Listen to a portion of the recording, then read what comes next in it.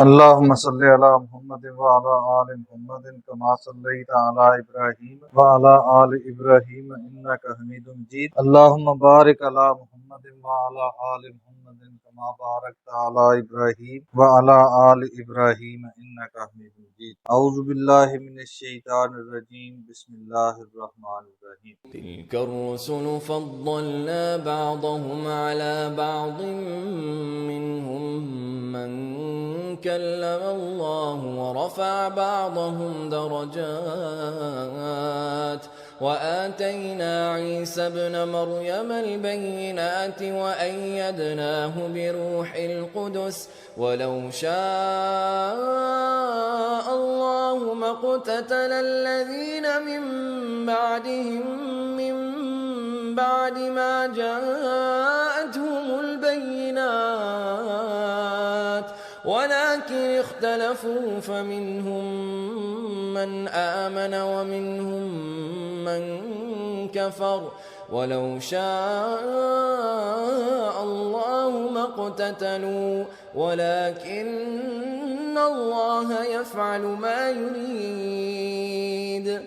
يا أيها الذين آمنوا أنفقوا مما رزقناكم من قبل أن يأتي يوم لا بيع فيه ولا خلة ولا شفاعة والکافرون هم الظالمون.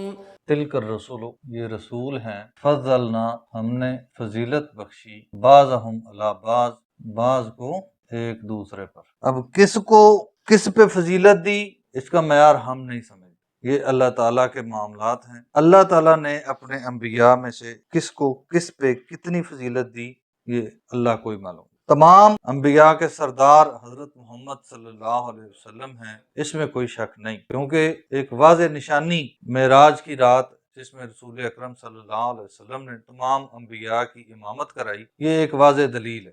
منہم من کلم اللہ، ان میں سے کچھ ایسے ہیں جنہوں نے اللہ سے کلام کی، جنہوں نے اللہ سے ڈائریکٹ بات کی۔ یہاں پہ اللہ تعالیٰ نے ایک صفت کہ ایک پیغمبر نے اللہ سے ڈائریکٹ کلام کی اس کا تو بتا دیا، اور یہ ایک نبی کی فضیلت ہے۔ اور اگر اس سے بڑی کوئی فضیلت ہوتی تو کیا اللہ تعالیٰ بیان نہ فرماتا؟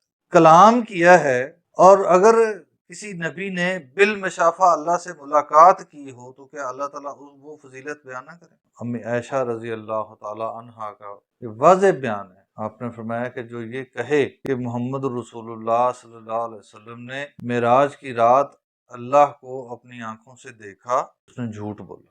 وَرَفَعَ بَعْضَهُمْ درجات، اور بعض انبیاء کے درجات کو بلند کیا۔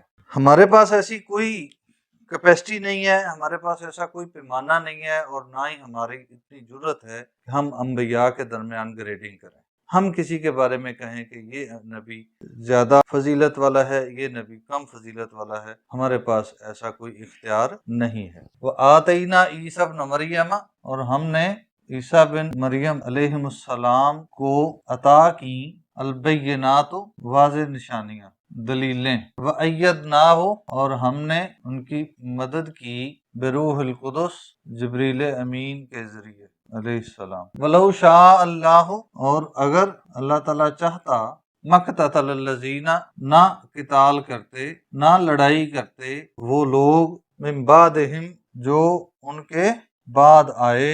کن کے بعد؟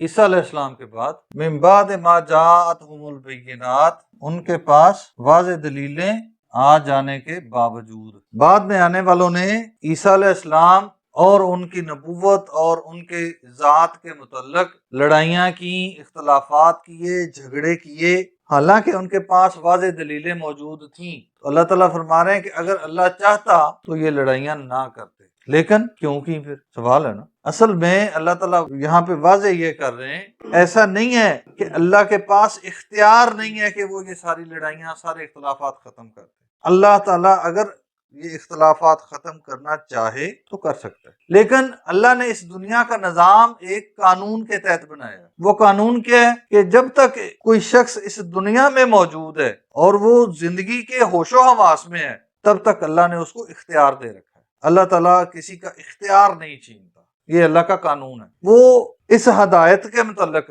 جس ہدایت کو اللہ تعالیٰ نے اپنے انبیاء کے ذریعے، رسولوں کے ذریعے اور اس کے بعد ان کے ماننے والوں کے ذریعے تمام تر دلائل کے ساتھ گاہے بگاہے اپنی اس مخلوق تک پہنچا دیا تاکہ پیغام ان تک پہنچ جائے، دلیل ان تک پہنچ جائے، اس کے بعد ذمہ داری ان پہ ڈال دی کہ وہ اگر اس دلیل کو سامنے رکھتے ہوئے ایمان لائیں گے، تسلیم کریں گے تو یہ کیا ہے؟ ان کا امتحان ہے، اور اگر نہیں کریں گے تو یہ ان کا انکار ہے۔ اسی امتحان میں جو پاس ہوگا وہ جنت میں جائے گا، اور جو فیل ہوگا وہ دوزخ میں جائے گا۔ اللہ تعالیٰ کا قانون ہے کہ اللہ تعالیٰ زبردستی کسی کو سیدھی راہ پہ نہیں چلاتا، انسان کو سیدھی راہ کی ہدایت دیتا ہے، راہ دکھاتا ہے، زبردستی اس ہدایت پہ چلاتا نہیں ہے۔ سمجھ سب کو ہے، آپ کسی شخص سے بات کر کے دیکھیں، صحیح اور غلط کی پہچان سب کے پاس ہے۔ آپ کو ایسے ایسے دلائل سناتے ہیں، آپ حیران رہ جاتے ہیں کہ یہ باتیں اس کو بھی معلوم ہے، لیکن ہم سمجھتے ہیں کہ شاید یہ جاہل ہے۔ ایسا نہیں ہے، اصل میں امتحان میں ہے کہ اللہ کے اس دین کو جب دلائل کے ساتھ ہم تک پہنچ جائے، اس کے بعد اس پر عمل کرنا انسان کے اپنے اختیار میں رکھا ہے۔ یہی بات اللہ نے یہاں پہ بیان کی کہ اللہ کے پاس اختیار ہے، اگر چاہے تو وہ اس اختیار کو استعمال کرتے ہوئے سب کو سیدھی راہ پہ لگا دے، لیکن ایسا قانون نہیں ہے اللہ کا۔ اور لیکن اختلافو، انہوں نے اختلاف کیا، دلیلوں پہ اختلاف کیا۔ فمنہم من آمن، پس نتیجتاً کیا ہوا؟